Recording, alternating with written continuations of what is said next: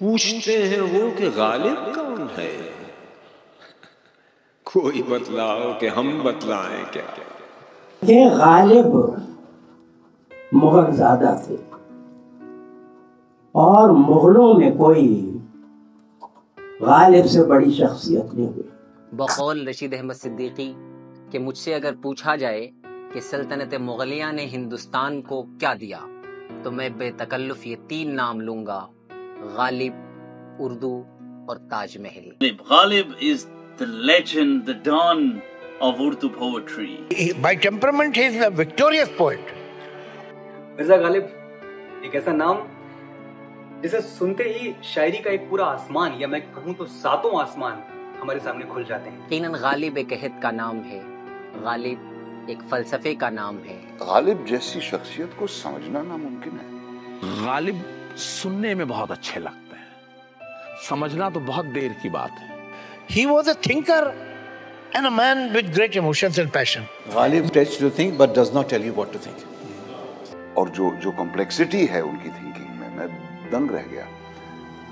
غالب بے دل کے پیروکار تھے، لیکن غالب نے کیا یہ کہ انہوں نے سرکشی سے سرکشی کی، سبورشن کو سپورٹ کیا۔ تو غالب ان لوگوں میں سے تھے جو تبدیلی پسند فرماتے تھے، نکارتے نہیں تھے۔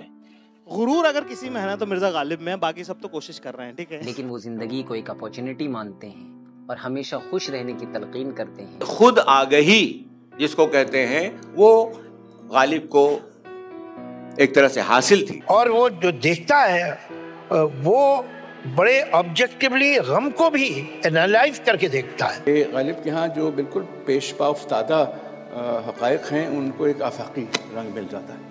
بالکل جس طرح کی باتیں وہ بیٹھے بیٹھے بول دیا کرتے تھے، وہ مجھے لگتا نہیں کہ کسی شاعر کے نصیب میں اتنی حاضر جوابی کبھی رہی ہوگی۔ وہی جو ہماری آنکھوں کے سامنے ہے، اسی میں سے وہ کچھ نکال کے ہم کو دیتا ہے جو ہم نہیں دیکھ پائے۔ غالب کو کوئی بات پیچ کے بغیر تو ہوتی نہیں ہے، درست ہر چیز وہ پیچ ڈال دیتے ہیں کچھ نہ کچھ۔ ان کی عقل مندی، ان کی تعقل پسندی اور ان کی چالاکیاں تو کمال کی ہیں۔ دنیا میں بہت سارے شاعر آئے گئے گزرے، لیکن غالب جیسا نہ کوئی ہوا ہے نہ کوئی ہوگا۔ اس نے شاعری اپنے وقت کے لیے نہیں کی ہے، اس کی شاعری بڑی فیوچرسٹک تھی۔